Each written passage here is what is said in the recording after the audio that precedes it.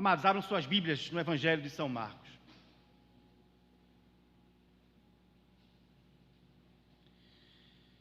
Capítulo 12, versículos 10, 11 e 12. São Marcos, capítulo 12, versículos dos 10, 11 e 12. Todos acharam? Segundo Evangelho, na ordem de organização do Novo Testamento, Mateus, Marcos, capítulo 12, versículos 10, 11 e 12. Palavra do Senhor, queridos. Ainda não lestes esta escritura? A pedra que os construtores rejeitaram, essa veio a ser a principal pedra angular. Isto procede do Senhor e é maravilhoso aos nossos olhos. E procuravam prendê-lo, mas temiam o povo, porque compreenderam que eles compreenderam que contra eles proferira esta parábola. Então, desistindo de prender o Senhor, retiraram-se. Vamos ler mais uma vez? Ainda não lestes esta escritura? Ele pergunta, e ele cita o Salmo 118. A pedra que os construtores rejeitaram, essa veio a ser a principal pedra angular. Isto procede do Senhor e é maravilhoso aos nossos olhos. E procuravam prendê-lo, mas temiam o povo, porque compreenderam que contra eles proferira esta parábola. Então, desistindo, retiraram-se. Pode sentar, amados, com a sua Bíblia aberta, por gentileza, no capítulo 12. E com a Bíblia aberta, vamos olhar o versículo 1 do capítulo 12.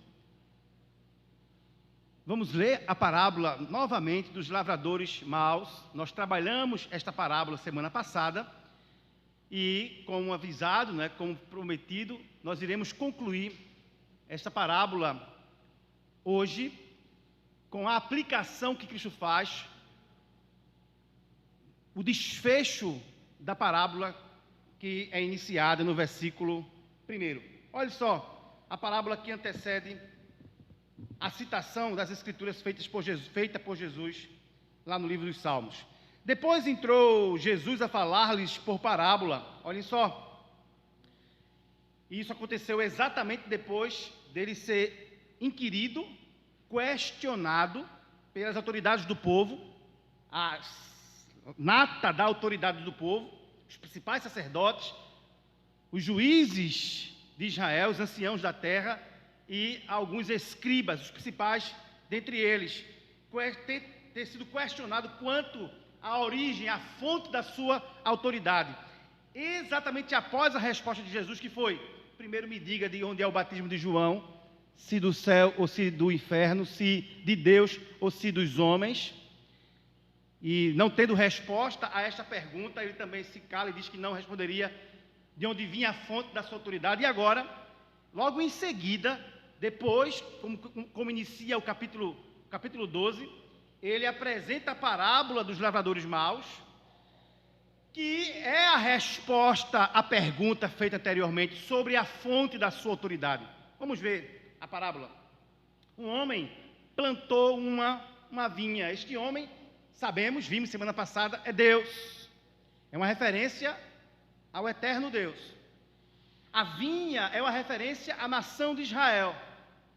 Um homem plantou uma vinha, cercou-a de uma sebe, uma cerca viva, construiu um lagar, o lugar onde se pisava as uvas para fazer o vinho, edificou uma torre que servia tanto para abrigar os lavradores, como para armazenar o vinho, o suco de uva, bem como para vigiar sobre ela, acima dela, toda a plantação. Edificou uma torre, arrendou-a a uns lavradores e ausentou-se do país. Deus é o dono da vinha, a vinha é Israel. A referência aqui, a torre, a sebe, é uma referência a tudo aquilo que Deus proporcionou para Israel, para que ela funcionasse como nação, e nação separada por Deus, nação sacerdotal. Cercou Israel com a sua lei, com as suas promessas, cercou Israel com a sua palavra, deu sacerdócio a Israel, deu sacerdote, deu templo, deu sistema sacrificial, as leis cerimoniais, e depois ele se ausenta. Claro que não é uma referência aqui ao fato de que Deus, deixou Israel por conta própria. Deus sempre interveio, Ele é um Deus que intervém. Deus não está apenas longe, mas está perto. Ele não é apenas transcendente, também Ele é imanente. Ele atua no meio do seu povo. Ele não é aquele Deus crido pelo chamado deísmo, um Deus que, apesar de existir e ser o Criador, é um Deus que não intervém na criação. Deus intervém. Então aqui acaba a comparação com Deus, e continua a parábola, que é uma forma de contar uma história para ensinar verdades espirituais através dessa história. Ele entrega aos lavradores a arrendada aquela vinha. Os arrendadores aqui é uma referência à liderança religiosa de Israel. Deus prepara toda a nação para que fosse uma nação santa, uma nação que trouxesse luz às demais nações, uma bênção para as nações. Lembra a promessa feita ao pai da nação? Em ti serão benditas as famílias da terra. E ele entrega esta terra, aquela nação, ou a vinha, a lavradores, ou a liderança religiosa, aqueles escribas que estavam questionando Jesus, os principais sacerdotes que estavam questionando, e aos juízes de Israel, a liderança, portanto, daquele povo. Versículo 2. No tempo da colheita, enviou um servo aos lavradores, para que recebesse deles dos frutos da vinha. Era natural que ele recebesse. Aquela terra foi arrendada. Ele esperava que Israel produzisse frutos. Aquele homem de posses que construiu aquela vinha esperava sua parte, um retorno. Deus esperava que Israel desse frutos. A lógica é essa, a interpretação é esta. E aí ele envia alguém, um servo, um escravo, um empregado dele, para ir cobrar. E este servo e os demais que virão não são outras pessoas que não os mensageiros enviados por Deus no Antigo Testamento para a nação de Israel, os profetas. Deus enviou os profetas para falar à nação, para falar aos sacerdotes, para falar aos reis, para falar aos escribas, para falar aos juízes da terra. Ele fez isso várias vezes. Vejamos o versículo 3. Os lavradores, porém, o agarraram, espancaram e o despacharam vazio. Não deram frutos, muito pelo contrário, maltrataram aqueles que foram cobrar os frutos. E isso fala de vários profetas que foram maltratados no Antigo Testamento. Poderíamos passar aqui a noite citando, e não é o interesse, o objeto aqui da nossa exposição. Estamos apenas relembrando aqui a parábola para poder chegar à aplicação dela, que são os versículos 10, 11 e 12. Versículo 4, de novo, lhes enviou outro servo, e eles o esbordearam na cabeça e o insultaram, bateram com força, falaram dele ainda, fizeram insultos, não respeitaram o Senhor daquela terra, não respeitaram, como inquilinos que era, o dono daquela vinha, não respeitaram o seu mensageiro que lhe representava. Os profetas falavam em nome de Deus. Quando eles diziam, assim diz o Senhor, Deus, era como se Deus fossem representantes do Senhor, porta-voz da palavra de Deus. E o que eles fizeram? Eles se espancaram. Acabe, Jezabel mataram milhares de profetas, tentaram matar Elias. Isaías foi cerrado ao meio, Jeremias foi jogado no calabouço, lhe bateram na face. Essa é a história aqui por trás da parábola, a aplicação espiritual dela. Versículo 5. Ainda outro lhes mandou, e a este mataram. Muitos outros lhes enviou, dos quais espancaram uns e mataram outros. João Batista entra aqui nessa conta. Estava muito recente, inclusive. Foi o último dos profetas. E também foi morto, foi preso, foi morto, foi decapitado. Versículo 6. Restava-lhe ainda um, seu filho amado, né? E a expressão filho amado aqui aparece somente outras 2 vezes em todo o Novo Testamento e se refere a Jesus. O Pai fala dele como sendo seu filho amado, tanto no batismo como na transfiguração. No batismo, este é meu filho amado, em quem eu tenho prazer. Na transfiguração, este é meu filho amado, a ele ouvis. E agora, na parábola, Cristo diz que o dono daquela vinha envia o seu filho amado. Por fim, restava-lhe ainda um, seu filho amado, a este lhes enviou, por fim, dizendo, respeitarão a meu filho. Foram ultrajantes com os meus profetas, com os meus empregados, com os meus servos, mas o meu filho vai me representar, eles vão respeitar, é carne da minha carne, sangue do meu sangue, ele é Deus como o seu Deus. Mas os tais lavradores disseram entre si, este é o herdeiro, ora vamos e matemos, e a herança será nossa, matemo-lo, e a herança será nossa. Aqueles homens ali conspiraram para matar, talvez julgando que o pai já tivesse morrido, e agora não tem mais ninguém para ele enviar, reivindicando aquilo que lhe era direito. Quando veio o filho, disseram, opa, a oportunidade excelente para a gente tomar posse de vez aqui do lugar. Segundo as leis de Israel, depois de 3 anos, uma terra não reclamada poderia ser usurpada, tomada para quem estivesse habitando-a, usando-a. Era um plano perfeito. Vamos matar e a terra será nossa. E assim, como não damos nada até agora, como não pagamos a renda até agora, não precisamos pagar jamais. E agarrando, versículo 8, mataram-no e o atiraram para fora da vinha. Jogaram como se fosse um lixo para fora da vinha. Que fará, pois, o dono da vinha? Virá, exterminará aqueles lavradores e passará a vinha a outros. Olhem só, o pai não estava morto, o dono daquela propriedade não havia morrido, o filho, herdeiro seu, não era a última pessoa a reclamar posse daquela propriedade. O pai estava vivo e o pai disse que viria, na parábola aqui contada, e exterminaria.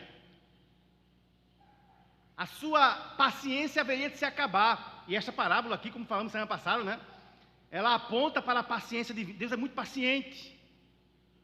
Quanta paciência! Quantos profetas precisaram morrer para que o seu povo lhe ouvisse, lhe desse crédito e produzisse os frutos que Deus esperava colher daquela vinha, daquela nação?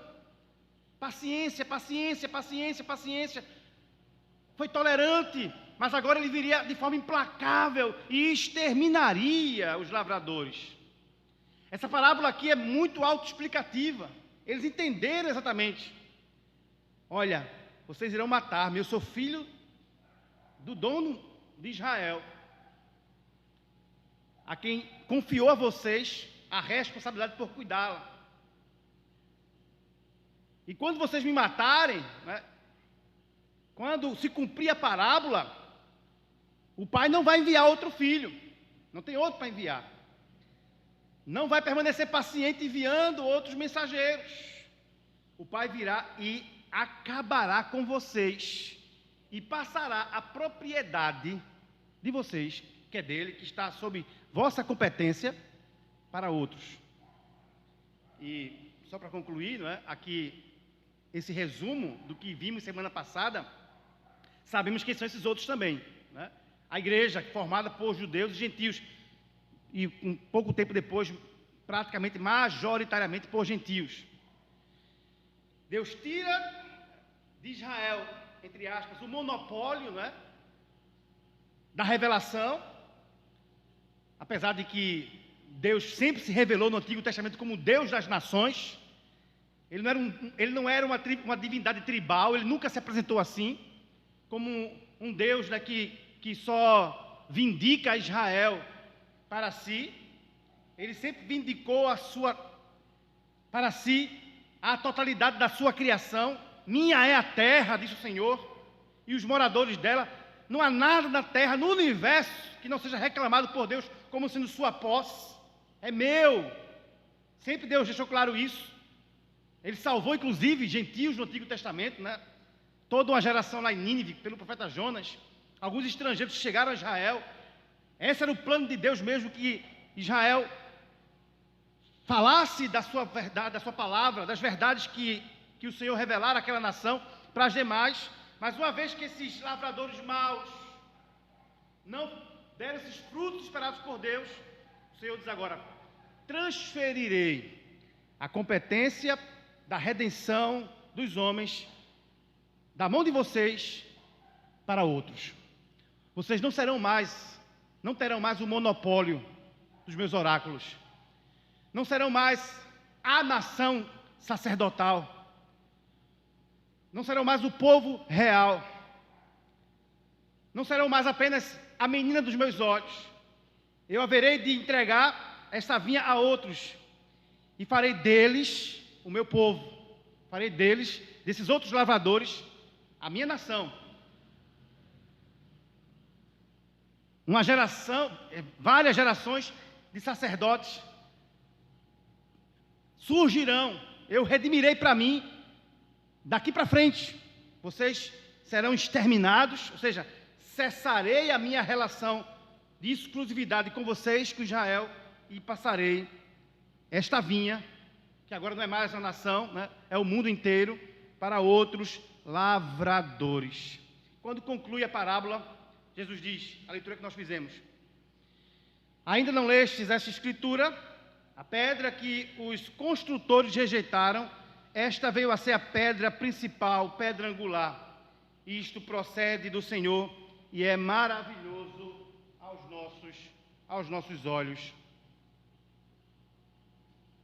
E procuravam prendê-lo, mas temiam o povo, porque compreenderam que contra eles proferira esta parábola. Então, desistindo, retiraram-se. Amados, ficaria estranho, não é, se a parábola terminasse no versículo 9, sem que a gente tivesse essa aplicação dos versículos 10 em diante. Por que ficaria estranho? Porque teríamos o seguinte cenário: o filho morto e um pai destruindo os assassinos dos seus filhos. Mas sabemos que esse não foi o desfecho da história. O filho seria morto, mas o Senhor o ressuscitaria. A morte aqui do filho parece uma tragédia familiar, né? Parece uma derrota de um pai, de um dono de uma vinha, que queria apenas a sua parte, o lucro da sua terra arrendada, que agora, enfurecido, né, está se vingando com as suas próprias mãos desses inquilinos maus, desses lavradores maus. Porém, Cristo nos diz que esse pai não apenas vingou seu filho, mas também o fez vitorioso sobre aqueles que o rejeitaram, aqueles que foram cruéis com ele. A história não se encerra aqui. Seria trágico se isso acontecesse, né? Não houvesse ressurreição, não houvesse vitória de Cristo, não houvesse, né, o seu coroamento, o seu triunfo. Se o Pai não entregasse para ele, né, depois da ressurreição, todo o poder, toda a potestade, toda a autoridade, sujeitando aos seus pés domínios, governos, potestades humanas e espirituais. E é por isso que ele cita o Salmo 118, para mostrar que o filho rejeitado é aquela pedra rejeitada lá no Salmo 118, que Deus vindica, que Deus reclama para si. Vamos ao versículo 10, olhe para a sua Bíblia mais uma vez, 10 e 11. Como disse, a parábola termina com a citação do Salmo 118, e certamente a citação desse salmo é a chave para que entendamos a parábola. Olhem só como Jesus pergunta: vocês nunca leram essa passagem da Escritura? Cristo ataca aqueles que se julgavam os sábios intérpretes da lei, aqueles que deveriam ter a resposta bíblica para tudo, inclusive, né, ele fez isso na parábola, na arguição anterior à parábola. Olha, eu vou te responder sobre a fonte da minha autoridade se vocês me disserem de onde era o batismo de João. E como vimos, aquela pergunta de Cristo fica sem resposta. Eles que eram os sábios, os doutores da lei, os intérpretes das Escrituras, disseram: não sabemos. Foi humilhante aquilo. E agora, mais uma vez, Jesus ataca-os dizendo: vocês não leram, vocês são tão inteligentes, se julgam tão capazes, se julgam doutores da lei, mas não conhecem esse trecho das Escrituras. Cristo está ironizando, irmãos, aqui, esses homens que certamente conheciam o Salmo 118. E sabe o que é mais interessante aqui? E nós iremos olhar essa leitura daqui a pouco. O mais interessante é que este Salmo 118 é o salmo com o qual Jesus é recebido no domingo quando entra em Jerusalém. Hosana, Hosana nas mais altas alturas, cantavam os homens. Jesus usa melhor, o salmo que foi usado anteriormente pela própria população de Israel para bendizê-lo. Este é o que vem em nome do Senhor. E agora Jesus diz: olha, esse que vem em nome do Senhor, que sou eu, que vocês disseram, que o povo disse há alguns dias atrás, ele é a pedra que foi rejeitada pelos construtores. Porém, a pedra que Deus separou para fazer dela a pedra principal. Vamos lá, Salmo 118, versículo 22 e 23.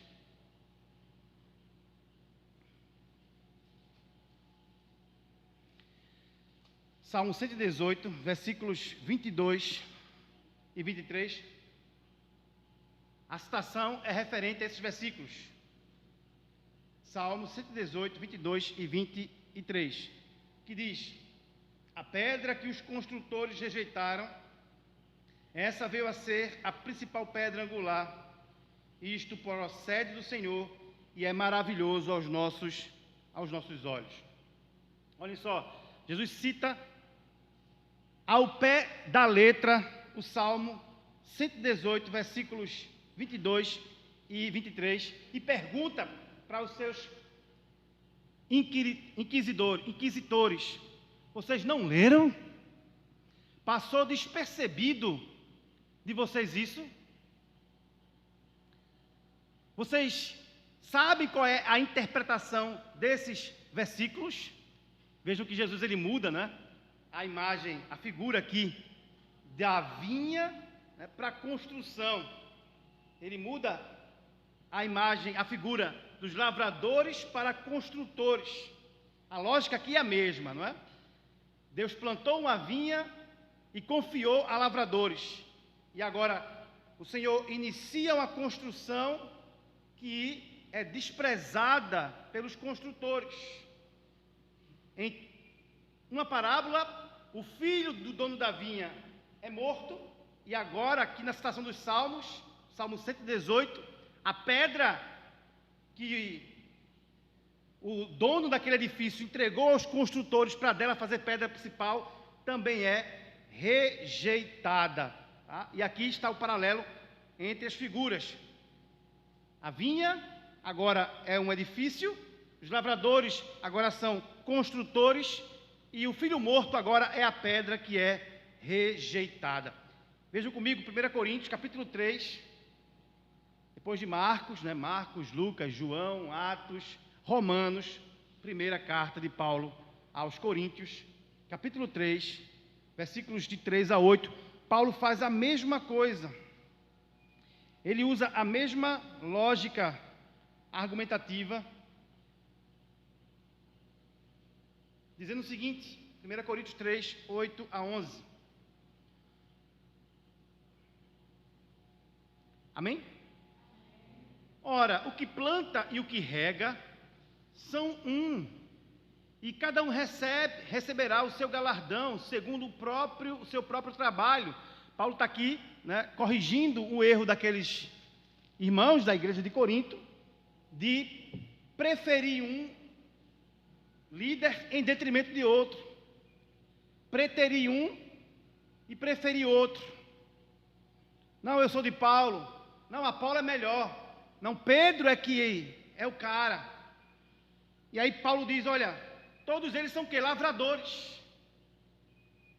Todos estão trabalhando numa vinha, estão lavrando a terra. Cada um receberá o seu próprio salário, a sua própria recompensa pelo trabalho que estão fazendo. Porque de Deus somos cooperadores. Olha só, estamos na sua vinha. Aqui a vinha já tinha mudado de mão, não estava mais nas mãos da liderança religiosa de Israel, mas na mão dos líderes da igreja, aqui os apóstolos, e também Apolo. Somos cooperadores de Deus. Aí vejam só, Paulo também muda de figura. De vinha, de terra, de plantação, Paulo vai para construção. Ele diz, também somos edifício de Deus. Vocês são a obra que Deus está construindo, e nós somos os construtores. Versículo 10. Segundo a graça de Deus que me foi dada, lancei o fundamento, ou seja, a pedra principal, como prudente construtor, e outro edifica sobre ele, colocando os tijolos, fazendo a amarração, enchendo com tijolo, com cimento, fazendo reboco, jogando laje, construindo em cima dela mais uma parede, fazendo edifício. Cada um é um construtor nesta obra, porém, ninguém pode lançar outro fundamento que seja do que melhor foi posto, o qual é Jesus Cristo. Paulo faz isso, olha, ele sai da figura do campo para a figura da construção civil. Ele sai da vinha para a engenharia. Ele sai de lavradores para construtores. Mas a ideia aqui permanece a mesma. Vamos para o versículo, voltando para Marcos, capítulo 12, versículo 11. Ele diz que a pedra que os construtores rejeitaram, essa veio a ser a principal pedra, a pedra angular. O que é que o Salmo 118 está dizendo, irmãos? O Salmo 118 está se referindo a Israel. Cristo aqui está usando agora para aplicar aquela passagem das Escrituras a si. Ou seja, com isso ele está dizendo que aquela passagem é messiânica. É uma profecia que apontava para o Messias. Mas naquele momento, quando o salmista escreve o Salmo 118, ele está se referindo a Israel. Israel era essa pedra rejeitada. As nações vizinhas a Israel olhavam para Israel e o tratavam com deferência. Não dava o crédito que Israel devia ter, por ser nação de Deus, por ser um povo escolhido. Olha, aqueles que se julgam construtores do mundo estão rejeitando a pedra principal dele, que é a nação de Israel, que são vocês, que somos nós. Quando o salmista escreveu isso 1000 anos antes de Jesus, aproximadamente 1000 anos antes de Jesus. Num livro judaico de interpretação do Antigo Testamento, sobre este versículo aqui do Salmo 118, versículos 22 e 23, ele diz que Davi é essa pedra rejeitada. E a gente sabe que Davi foi, dos reis de Israel, aquele mais importante e aquele a quem Deus fez uma promessa de que dele levantaria um descendente para governar o seu povo. Então, no primeiro momento, o Salmo 118 diz que a pedra rejeitada é Israel. Por quem? Pelos construtores do mundo de então, o Egito, a Assíria, a Babilônia, a Grécia, a Medopécia, Roma, todos olhavam para Israel e rejeitaram Israel. Cristo agora diz sobre si que ele é esta pedra que foi rejeitada pelos edificadores, pelos construtores. E agora a figura já não é mais essa, não é? Inicial. Os construtores são aqueles ouvintes de Jesus, a liderança religiosa. Cristo deveria ser a base da fé nacional de Israel, mas ele foi rejeitado por aqueles que eram, né, que exerciam o monopólio da religião. Amados, há uma outra passagem interessantíssima no Antigo Testamento que fala sobre uma pedra. Daniel, capítulo 2, abra sua Bíblia. Salmo, meio da Bíblia, né? Depois Provérbios, Eclesiastes, Cantares, e aí começa os livros proféticos de Isaías, Jeremias, Ezequiel, entre um e outro tem as Lamentações, e depois de Ezequiel, livro de Daniel, capítulo 2, versículos 30 a 35 e versículo 40 a 45. Todos acharam? Daniel, capítulo 2, versículo 30 a 35. Deixa eu dar o contexto aqui desses versículos que nós vamos ler, que a história começa lá no começo do capítulo 2. Nabucodonosor teve um sonho, e aí ele falou: olha, chama aí os magos, os encantadores, né? Os batedores de bombo, quem lê carta, quem lê mão, quem lê as estrelas, chama quem é sábio aí, chama todo mundo para dizer o meu sonho e dar a interpretação. Difícil, não é? Ele não disse o sonho para ninguém. Ele pediu para que alguém adivinhasse o seu sonho e dissesse o significado. Ninguém conseguiu fazer isso, até que chamou Daniel. Daniel fez: deixa eu falar com Deus, eu vou orar primeiro. Depois que eu orar, Deus vai me dizer o que você sonhou e o que significa o seu sonho. É bom demais, né? Dizer o sonho para o cara: ah, isso quer dizer isso, né? Daniel tinha que saber o sonho. O sonho foi contado e Deus revelou para Daniel o sonho que deu para Nabucodonosor. E ele disse: olha, rei, tu estavas no teu leito, tu dormisse e tu sonhasse, e o teu sonho foi: tu viste uma estátua que tinha a cabeça de ouro, que tinha o tórax e os membros superiores de prata, o ventre de bronze e as pernas de barro e de ferro, e os pés, né, de barro. Esse foi teu sonho. A interpretação é: tu és a cabeça de ouro, um reino depois do teu será este reino representado pelo tórax e membros superiores de prata. A gente sabe que reino foi esse, o reino Medo-Persa. O reino que é o ventre de bronze é o reino que virá depois dele, o reino grego, o império grego, e as pernas estão relacionadas aos reinos Seleucida e Ptolomaico, que viria depois do reino grego de Alexandre o Grande, e os pés têm a ver com o reino que viria lá na frente. Daniel nem sonhava, né, em alcançar aqueles dias. Daniel alcançou o reino da Babilônia e o reino Medo-Persa, mas não alcançou o reino grego, muito menos Seleucida e Ptolomaico.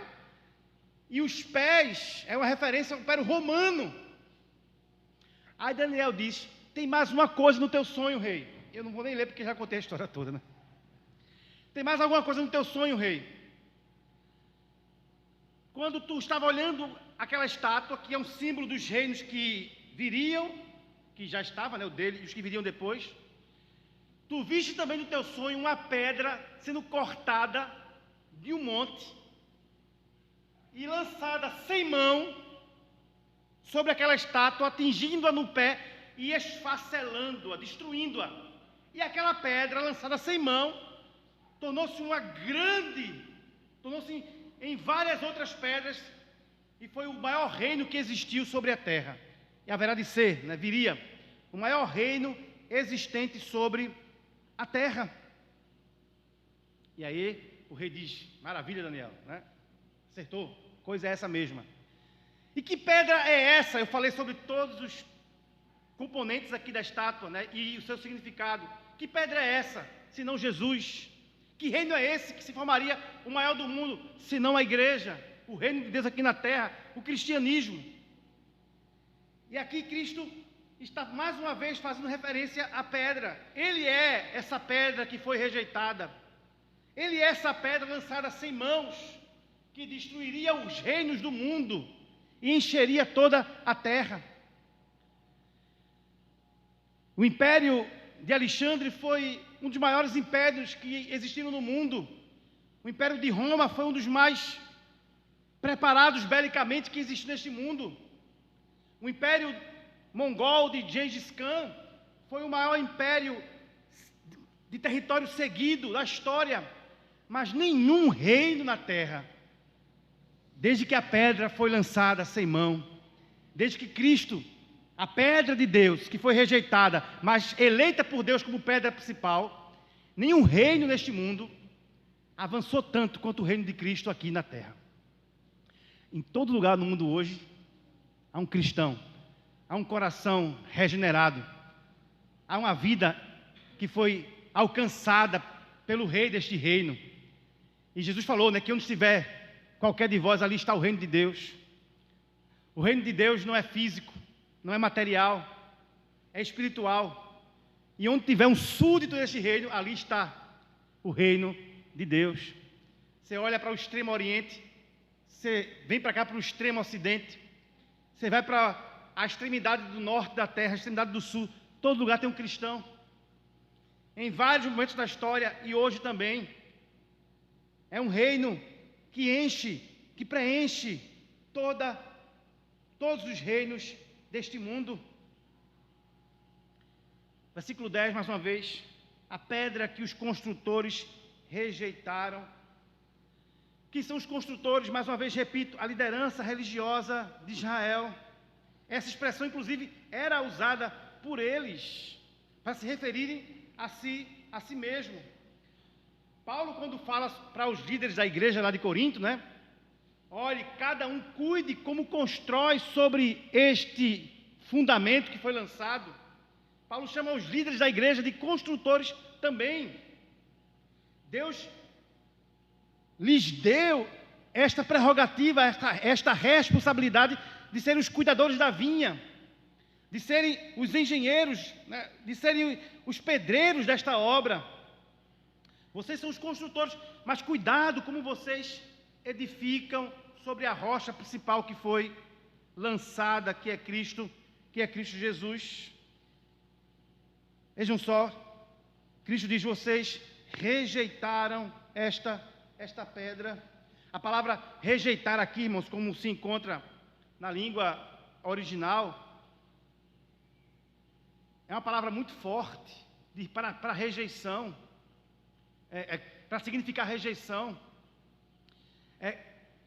Traz uma ideia, a palavra aqui no original traz uma ideia de alguém que examinou criticamente alguma coisa e depois de examinar, desqualifica aquela coisa. Aqueles engenheiros ali, aqueles pedreiros, olharam para aquela pedra, daqui a pouco eu explico o que é pedra de esquina, né?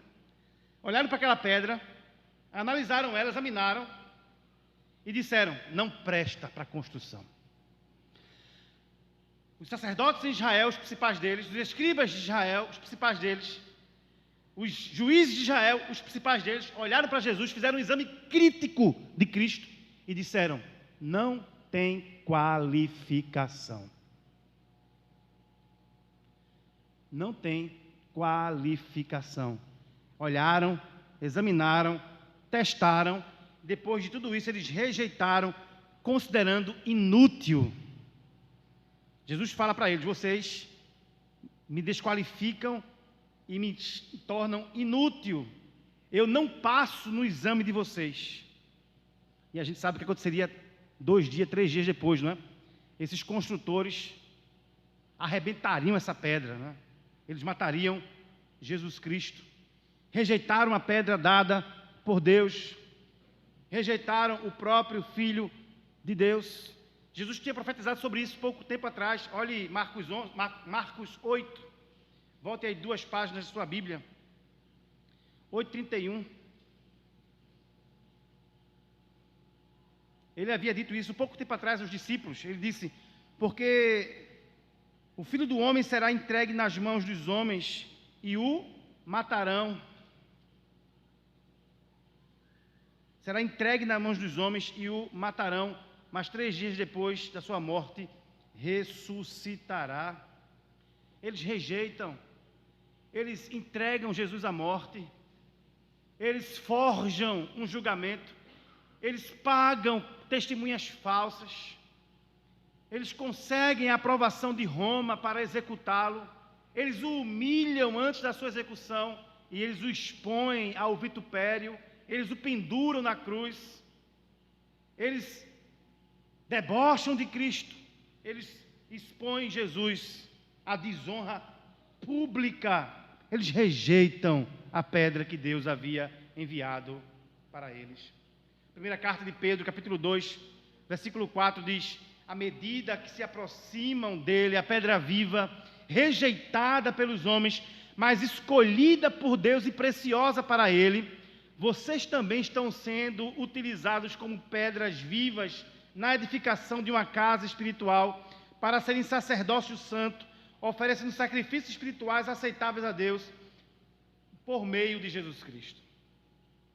Essa pedra que eles rejeitaram, e que Deus escolheu como preciosa para Ele mesmo, vocês nele, nessa pedra, em Jesus, estão sendo também edificados como casa espiritual.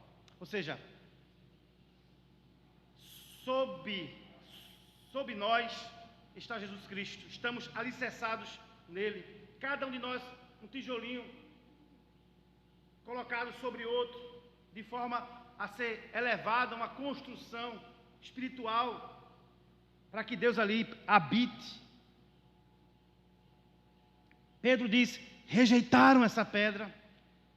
Pedro entendeu a mensagem. Até aqui Pedro estava relutante, né? Não precisa ir para a cruz, não precisa se entregar para os construtores, não precisa se entregar, né, para os que arrendaram a vinha. Não vai para a cruz, não precisa.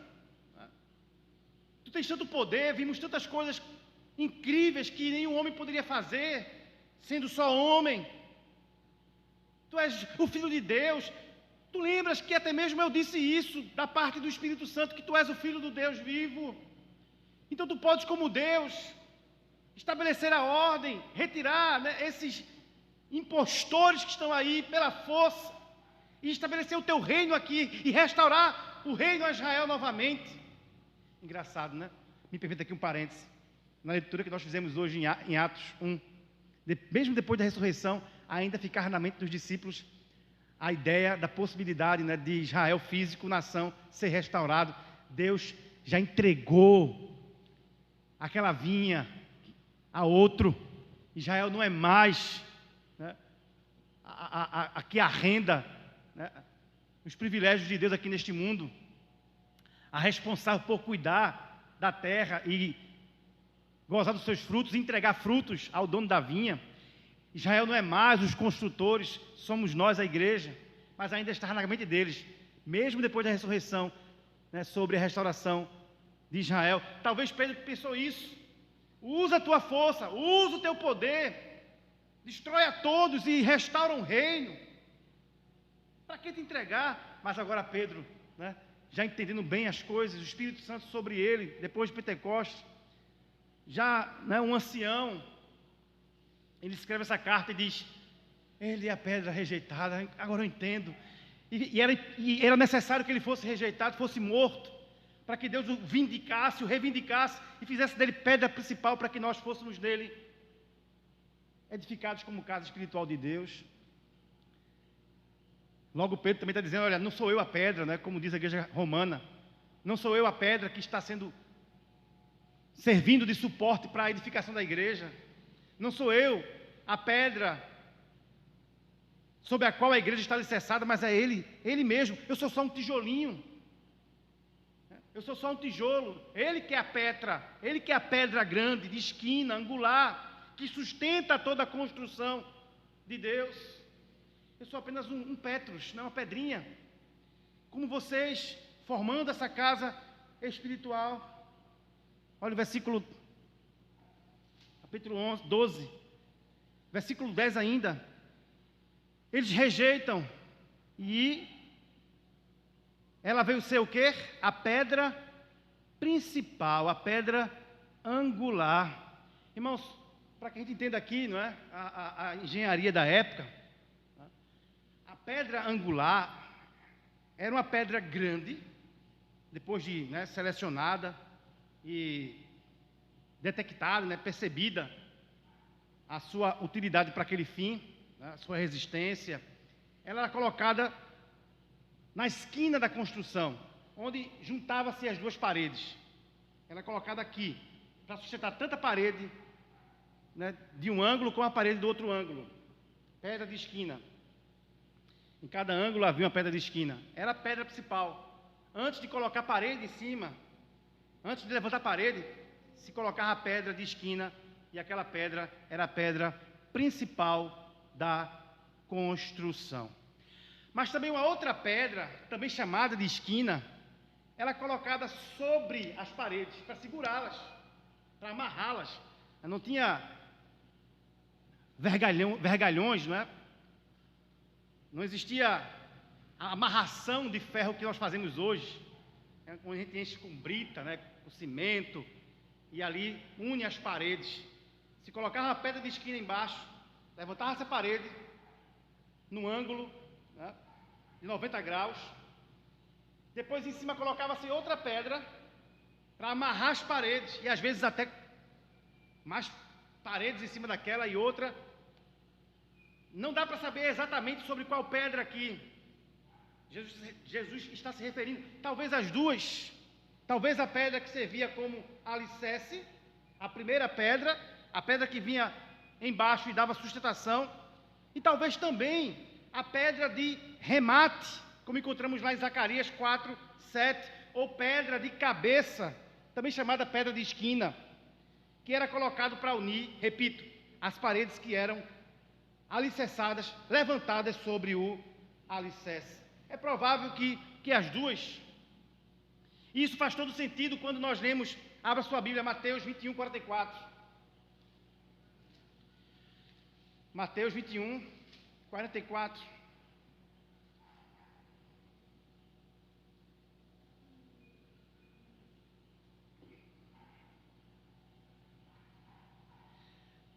É a mesma parábola, a parábola dos lavradores maus.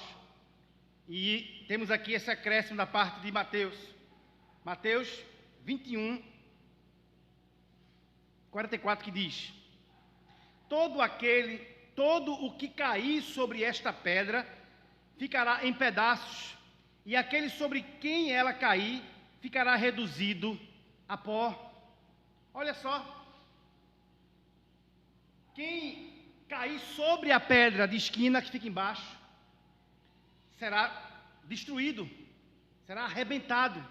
E todo sobre aquele que a pedra de cabeça, que também é chamada de esquina, a pedra de remate, todo aquele sobre que essa pedra cair será despedaçado. Ou seja, todos os que se opuserem à pedra que sou eu, a pedra que vocês rejeitaram, construtores, mas que Deus fez dela eleita e preciosa, todos os que se levantarem contra ela serão arrebentados. É exatamente isso que vai acontecer com vocês. Na primeira figura, virá o pai, o dono da vinha, e exterminará, e arrebentará com vocês. E agora na segunda imagem, vocês que se lançam contra mim, vocês serão arrebentados. E quem estiver embaixo da pedra que cair, sou eu também, serão esmagados. A figura é essa. Não tem escapatória. Não tem escapatória. Deus haverá de puni-los, de vingar-me pela rejeição que vocês ofertam a mim. Falando sobre isso mais uma vez, Pedro, em Atos capítulo 4, versículo 11, diz: este Jesus é a pedra que vocês construtores rejeitaram e que se tornou a pedra angular. Pedro vai seguir, versículo seguinte, dizendo: não há salvação em nenhuma outra pedra, em nenhum outro nome, pois debaixo do céu não há outro nome dado aos homens, pelo qual importa que sejamos salvos. Vocês rejeitaram. Ele passou de vocês. Mas ele não apenas passou, ele os destruiu. Essa destruição se cumpriria literalmente, né, ou fisicamente, melhor dizendo, em 70, quando os romanos invadiriam Jerusalém, né, destruiria o templo e arrasaria a liderança religiosa, mataria sacerdote, mataria escriba. Foi um sangreiro só. Flávio Josefo, historiador daquela época, disse que o sangue dava no pescoço dos cavalos. Foi uma chacina, um genocídio ali em Jerusalém, praticado pelos romanos. Se fisicamente aconteceu em 70, já aqui na cruz, ou no domingo, né, quando Jesus ressuscita, e Deus lhe dá todo o poder e toda a autoridade, como ele mesmo disse, é-me dado todo o poder e toda a autoridade. Ali ele já está arrasando, né, com aqueles homens que passaram a ser insignificantes na economia divina, passaram a ser insignificantes no plano de Deus para a redenção do mundo. Aqueles que foram escolhidos por Deus e feitos menina dos seus olhos, povo sacerdotal, sacerdócio real, a nação santa, eles agora seriam descartados. Usando mais uma vez a linguagem, né, do campo, da agricultura, Paulo vai dizer aos Romanos, capítulo 10, que já é como se fosse um galho, né, da oliveira que foi cortado para que outro fosse enxertado no lugar dele. Nós, esses outros lavradores ou esses outros construtores que Deus separou para si, fomos enxertados lá. Nós agora fazemos parte, nós somos parte, né, da propriedade divina. Deus passou adiante o povo de Israel e agora não conta mais com aquele povo para ser o seu povo, mas nós sim, e glória a Deus por isso. Não temos mérito nenhum, como eles não tinham quando foram escolhidos, também não temos mérito algum. Eles rejeitaram a pedra, e agora essa pedra é a pedra que liga o homem a Deus. Em nenhum outro nome há salvação, somente no nome de Jesus. Não há salvação no nome de Moisés, não há salvação na Torá, não há salvação no sistema sacerdotal, não há salvação nos sacrifícios que vocês ofertam, e ofertariam até 70. 70 acabou o sacrifício, porque o templo foi destruído. Nem hoje existe mais sacrifício. Não há salvação nos rituais de purificação de vocês. Não há salvação na circuncisão. A salvação agora está em Jesus Cristo. Deus simplesmente virou as costas para estes que desprezaram, que rejeitaram, que consideraram inútil a pedra que Deus escolheu para ser a pedra principal. Abra comigo sua Bíblia, 1 Pedro, capítulo 2. Primeira carta de Pedro, capítulo 2, versículos 4 em diante. Lá no final de sua Bíblia, carta de Pedro. Apocalipse é o último, claro. Você volta a Judas, volta às cartas de João, e você vai encontrar as cartas de Pedro, a primeira delas, capítulo 2, versículo 4, que diz: chegando-vos para ele, a pedra que vive, rejeitada sim pelos homens, mas para com Deus eleita e preciosa, também vós mesmos, como pedras que vivem, sois edificados casa espiritual, para ser de sacerdócio santo. Para quem Pedro está falando isso, irmãos? Para gentios convertidos a Cristo. Os leitores da carta de Pedro eram oriundos de vários lugares do mundo, de regiões que o povo de Israel desprezava, rejeitava, olhava com nojo, com asco. Deus abandona o seu povo para fazer deste aqui, os outrora desprezados, sacerdócio santo, povo eleito, a fim de oferecerdes sacrifícios espirituais agradáveis a Deus por intermédio de Jesus Cristo. Deus rejeitou os sacerdotes que ofereciam sacrifícios de animais e agora separa um povo para fazer desse povo o seu sacerdócio santo, romano, grego, bárbaro, gente da Média, gente da Pérsia, estrangeiro de todas as localidades, africanos, gente de Antioquia, gente da Ásia, da Macedônia. Deus está fazendo deles sua casa espiritual, seu sacerdócio santo, a fim de não mais oferecer animais, sangue em sacrifícios, mas sacrifícios espirituais. Que maravilha! Versículo 6. Pois isto está na Escritura: eis que ponho em Sião a pedra angular, eleita e preciosa. Quem não crer nela, quem nela crer, não será de modo algum envergonhado. Que maravilha!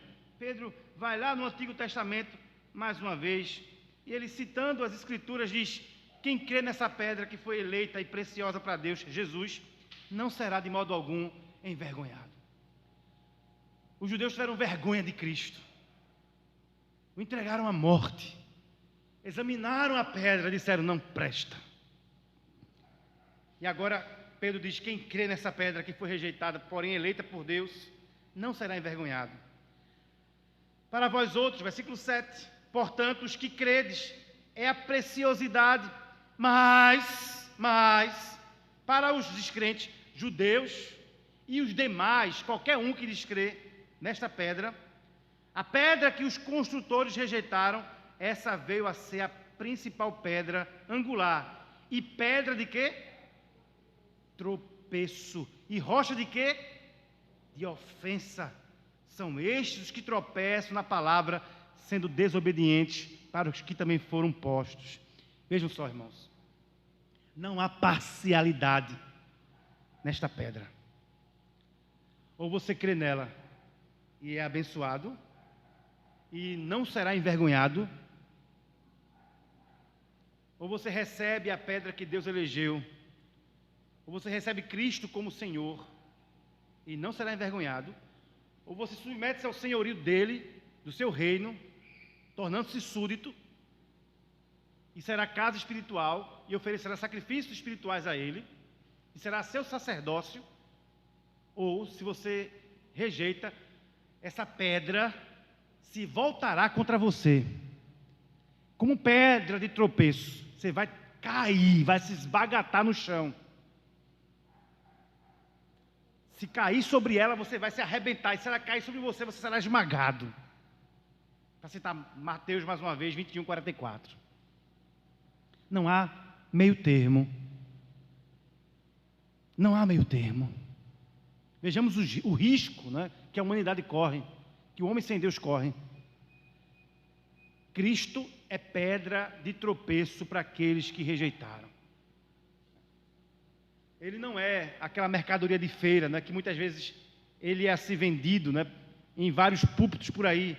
Venha, aceite, né? Aquele cara, aquele feirante que quer terminar ali de vender o que tem e quer ir para casa, né? É R$3, 2 por 5, depois é 2, 3 por 5. É R$1, para acabar é R$1. Já viu? Né? Aceite Jesus, venha logo, ele está doido por você, Jesus é apaixonado por você, você é a queda de Jesus, você é o ponto fraco dele, ele tem uma queda por você, venha logo, aceite. Não. Um Deus que dá um jeito, mesmo depois da morte, não é? Como pregado e acreditado em alguns ramos do cristianismo, né? Não. Aqueles que rejeitam Jesus tropeçam nele e quando morrem, enfrentarão o seu juízo. Enfrentarão o seu juízo. Já estão debaixo do seu juízo e experimentarão o seu juízo depois desta vida. Queridos, aqui mais uma vez, Cristo está mostrando o contraste entre o reino de Deus e o reino dos homens. Não é igual. Os homens dizem que o mal é bom e que o bom é mal. Os homens olham para aquela pedra e dizem, não presta, mas aquela pedra era a única que prestava.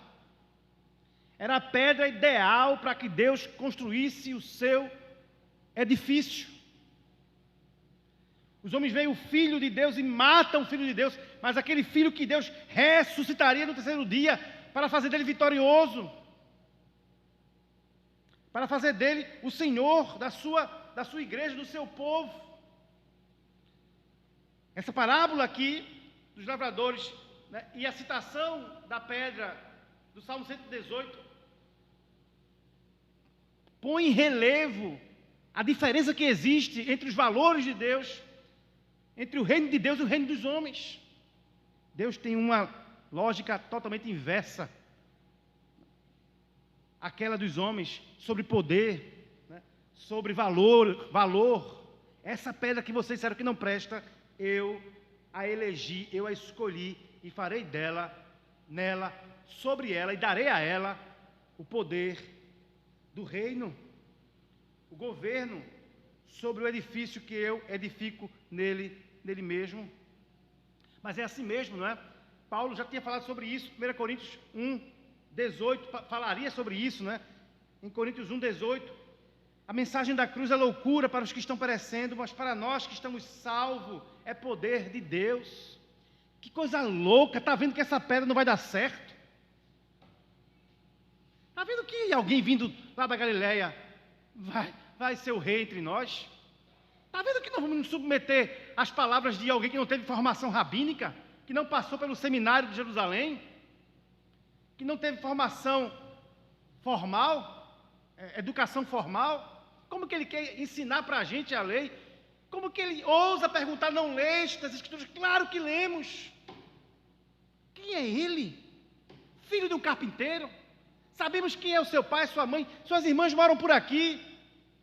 Não é este aí filho de Judas, ou irmão de Judas, irmão de Tiago? Sabemos que ele é irmão de Simão. Como que ele reivindica o trono? Como que ele reivindica ser o profeta de Deus? Como que ele reivindica ser o próprio filho de Deus? Eles rejeitam, eles chamam de louco, eles acham, até os irmãos dele, né? Ele está fora de si. Chamam de louco, mas essa é a verdade. A mensagem da cruz é loucura para os que estão perecendo, mas para nós é poder de Deus. E Paulo vai completar o raciocínio no versículo 27 e 28, 1 Coríntios 1. Mas Deus escolheu as coisas loucas do mundo para envergonhar os sábios. Escolheu as coisas fracas do mundo para envergonhar as fortes.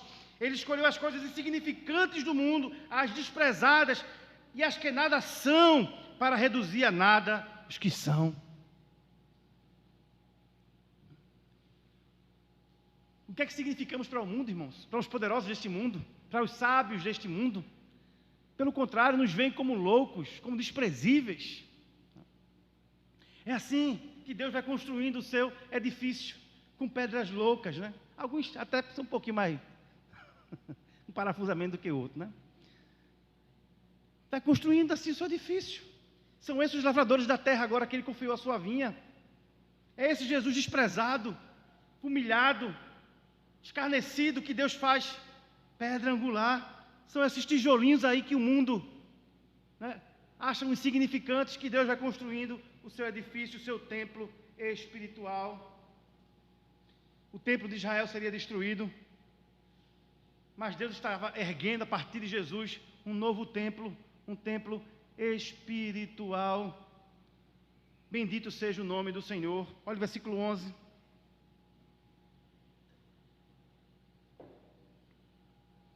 O Salmo 118, versículo 23 diz: isso procede do Senhor e é maravilhoso aos nossos olhos.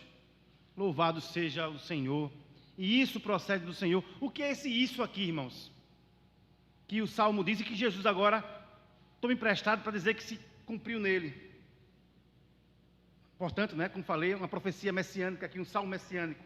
O que é isso que vem do Senhor? O desprezo que aqueles homens deram à pedra.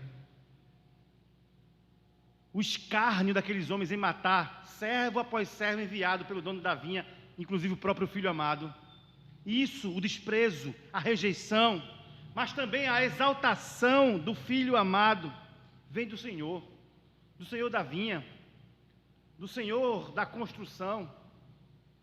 Tudo isso vem do Senhor e é maravilhoso aos nossos olhos. Eu não sei os irmãos, tenho certeza que os irmãos também, mas não tem como a gente não olhar a história da redenção,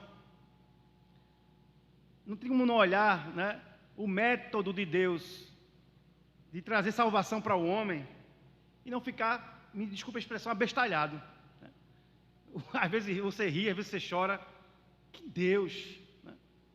Ele não usou César para redimir o mundo, ele não usou Herodes para redimir o mundo, ele não usou Anás e Caifás para redimir o mundo, ele não usou os grandes nomes da história para redimir o mundo, ele usou Jesus, que se esvaziou da glória divina, que assumiu forma de homem e, sendo achado em forma de homem, foi o mais humilde entre eles. O filho do carpinteiro, carpinteiro também, que nasceu na manjedoura, nasceu na estribaria, foi colocado na manjedoura, teve que fugir para não ser morto pelos enviados de Herodes, que cresceu numa família pobre, num lugar pobre, que foi desprezado. Deus escolheu para ser o fundamento da sua igreja, para ser a pedra sobre qual nós, os tijolinhos, seriam edificados. Bendito seja o Senhor. Isso é maravilhoso aos nossos olhos. Glória a Deus. Teve outro dia que já passou por aqui na nossa igreja já, um colega que já foi aqui da nossa igreja, que ele disse: rapaz, vem para a maçonaria que tu vai ganhar status. Disse: o que é a maçonaria? O que é ser membro do governo federal? O que é ser um ministro de Estado? O que é ser um rei, ser um descendente real? O que é ser um jogador famoso? O que é ter dinheiro? Diante de ser filho de Deus, de ser uma pedrinha sob o alicerce Jesus, de ser parte de um fundamento, de ser lavoura de Deus, de ser a noiva do Cordeiro. É maravilhoso aos nossos olhos, não é? Gente louco, Paulo disse. Gente desprezado. Gente que nada são, que nada é. Deus separa e faz seu povo, seus filhos. Glória a Deus. Glória a Deus por isso. Ele salva rico também, salva famoso, não é? Pessoas que têm nome, são poucos, disse Jesus, né? São poucos, mas ele salva também. Mas vejam só como Deus se agrada de gente simples, né? Olha aqui a gente. Ninguém sabe que a gente existe, poucas pessoas sabem que a gente existe. Tem tanto crente por aí, né, que a gente não sabe que existe, mas que tem os seus nomes escritos no livro da vida. Estaremos todos lá na eternidade, né? Unidos como povo de Deus. Somos o sacerdócio real, irmãos, a nação santa. Glória a Deus por isso. Isaías 53, abra sua Bíblia, versículo 10 a 12. Outro texto messiânico, outra passagem do Antigo Testamento que aponta para Jesus, para o Messias. Isaías 53, 10 a 12, estamos caminhando aqui para o fim. Isaías diz: todavia ao Senhor agradou moê-lo, fazendo-o enfermar. Quando der ele a sua alma como oferta pelo pecado, verá a sua posteridade e prolongará os seus dias, e a vontade do Senhor prosperará em suas mãos. Ele verá o fruto do penoso trabalho da sua alma e ficará satisfeito. O meu servo, o justo, com o seu conhecimento, justificará a muitos, porque as iniquidades deles levará sobre si. Por isso eu lhe darei muitos, nós entre esses muitos, como a sua parte, e com os poderosos repartirá ele o despojo, porquanto derramou a sua alma na morte, foi contado com os transgressores, os ladrões que estavam ao seu lado, derramou sua alma, seu sangue na morte. Contudo, levou sobre si o pecado de muitos, e pelos transgressores intercedeu.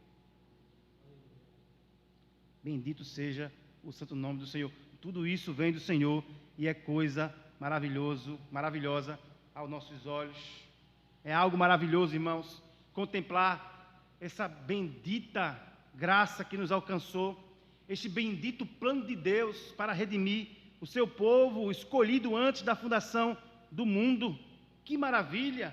Jó 36, 26 diz: como Deus é grande, ultrapassa o nosso entendimento. 37:5 ele diz: a voz do Senhor troveja maravilhosamente, ele faz coisas grandiosas acima do nosso entendimento. Que Deus bendito! Romanos capítulo 11, abra sua Bíblia lá, versículo 33 ao 36, olha o que Paulo diz sobre o conhecimento, sobre a sabedoria, sobre os atributos do Senhor. Ó profundidade da riqueza, Romanos 11, 33, tanto da sabedoria como do conhecimento de Deus, quão insondáveis são os seus juízos e quão inescrutáveis os seus caminhos. Quem, pois, conheceu a mente do Senhor, ou quem foi o seu conselheiro, ou quem primeiro deu a ele para que lhe venha a ser restituído? Porque dele, e por ele, por meio dele e para ele, são todas as coisas, a ele, pois, a glória eternamente. Glória a Deus. Que Deus maravilhoso, irmãos. A ele seja a glória para todos sempre. E a parábola dos lavradores maus termina assim, versículo 12: e procuravam prendê-lo. Depois de tudo isso,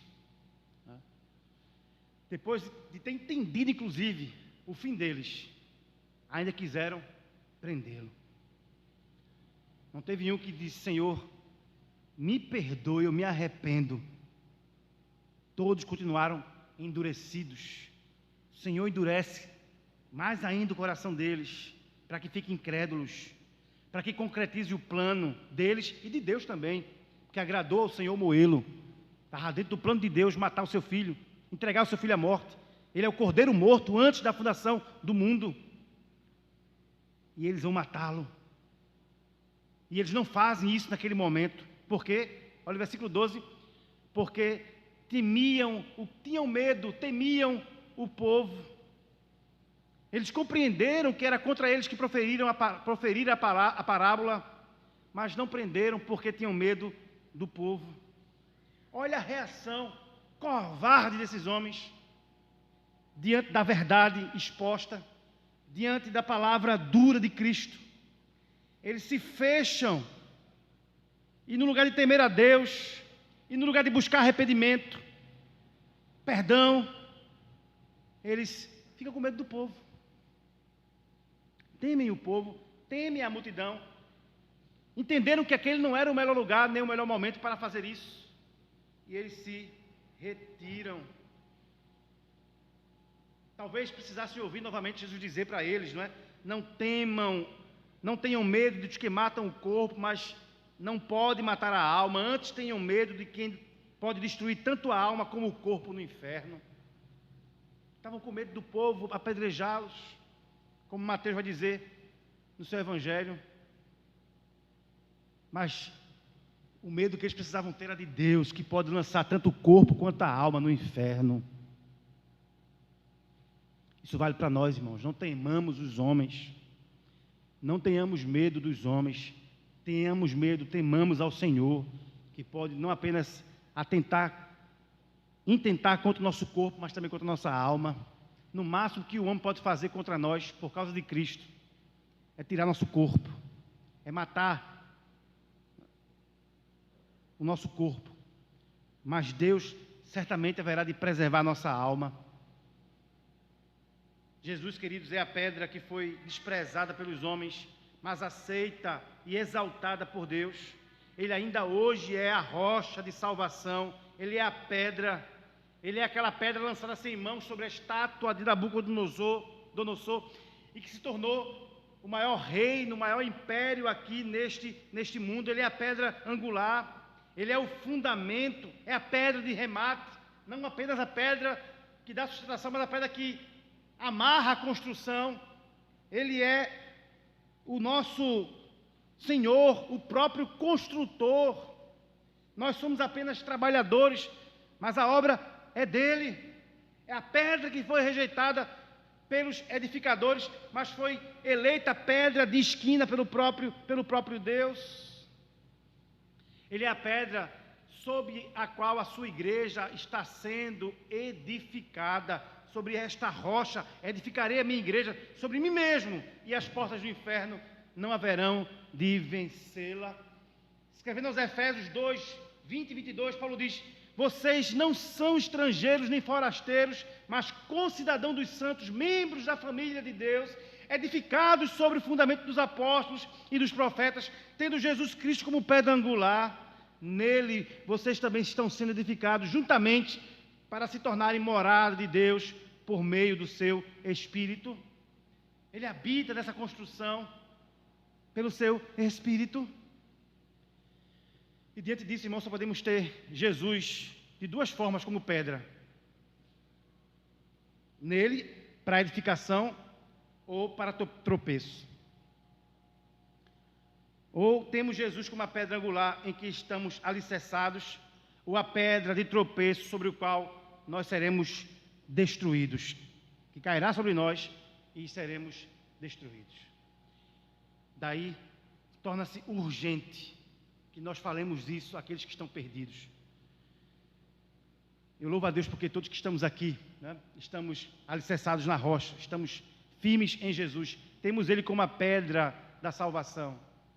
Mas há muitos que estão prestes a ter essa pedra desabada sobre eles, que estão tropeçando nela agora e serão arrebentados por ela.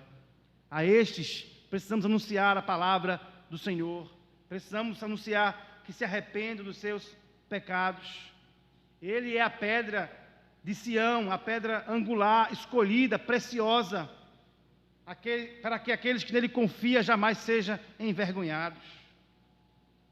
Mas também ele é a pedra que haverá de cair sobre aqueles que lhe desobedecem, sobre aqueles que não creem nele.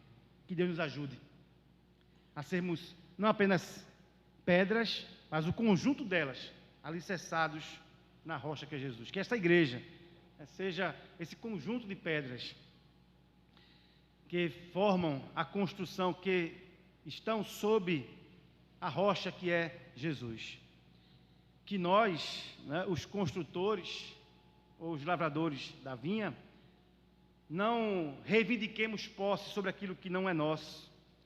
Que os pastores, que os líderes, a liderança do povo de Deus, espiritual do povo de Deus, dias de hoje, entendam que ele é apenas parte do processo. Entendamos que somos apenas parte do processo. Haveremos de ter a recompensa, mas que não somos nada. Quem é ele? Quem é Paulo? Quem é Apolo? Quem é Pedro? Ninguém morreu por esta igreja, mas ele morreu.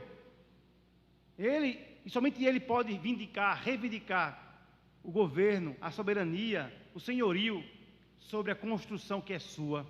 Que Deus nos ajude, amados, a sermos bons edificadores, porque esta pedra é a pedra de salvação, mas também essa pedra é a pedra que esmagará os que se colocarem contra ela. Nosso Pai, Tu és tão misericordioso, Senhor, tão gracioso, que nos desse Jesus, nos edificasse nele, Senhor.